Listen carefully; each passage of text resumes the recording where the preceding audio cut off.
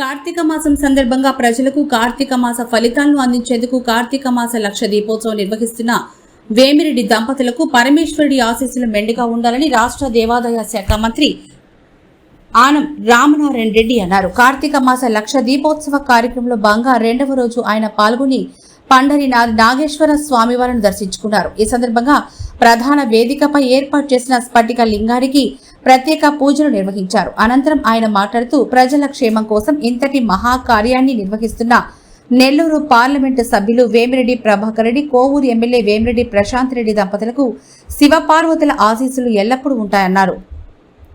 కృష్ణపట్నం పోర్టులో ట్యాంకర్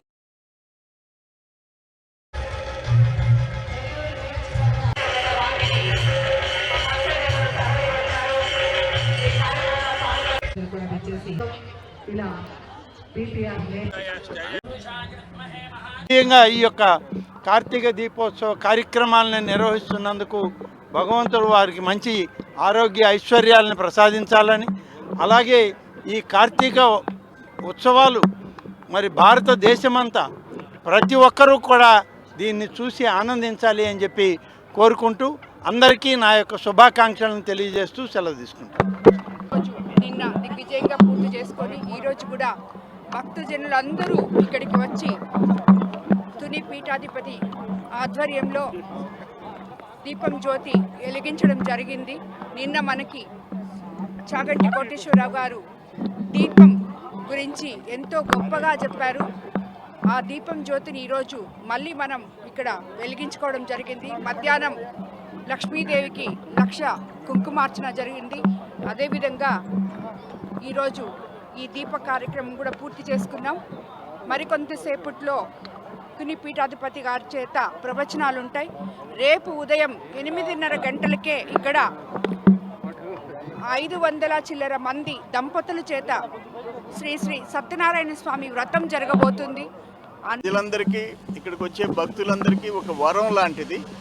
ఇది last year కూడా నేను అటెండ్ అయినాను. ప్రతి సంవత్సరం జరుగుతుంది. ఇంత పెద్ద కార్తీక దీప మహోత్సవం జరిగేది బహుశా ఇంకెక్కడ ఉండదు.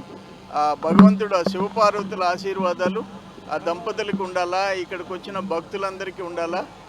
వేమిరెడ్డి ప్రభాకర్ రెడ్డి గారు, వేమిరెడ్డి ప్రశాంత్ రెడ్డి గారు వారికి ఇంతకు మునుపు కూడా చాలాసార్లు చెప్పిన ఈ జిల్లాలో ప్రత్యేకంగా వేమిరెడ్డి ప్రభాకర్ రెడ్డి అనే వ్యక్తి పుట్టడమే ఈ జిల్లా వాసులు చేసుకున్న అదృష్టంగా మరొకసారి కూడా ఈ సందర్భంగా తెలియజేస్తున్నాం. 1 కాదు 2 కాదు, విద్య అదేవిధంగా వాటరు, ఎన్నో సేవా కార్యక్రమాలు ఇవన్నీ కూడా ఈరోజు, ఎందుకంటే చాలామంది భక్తులు మధ్య పేద తరగతి వాళ్ళు, బడుగు బలిగిన వర్గాలు కూడా ఎక్కడికెక్కడికో పోలేక దూర ప్రాంతాలకి అవన్నీ కూడా తీసుకొచ్చి ఈ నెల్లూరులో పెట్టి, సింహపురి గడ్డ మీద పెట్టి మన నెల్లూరు జిల్లా వాసులకి భక్తులందరూ కూడా చూపిస్తున్న ఘనత కూడా వేమిరెడ్డి గారి దంపతులది.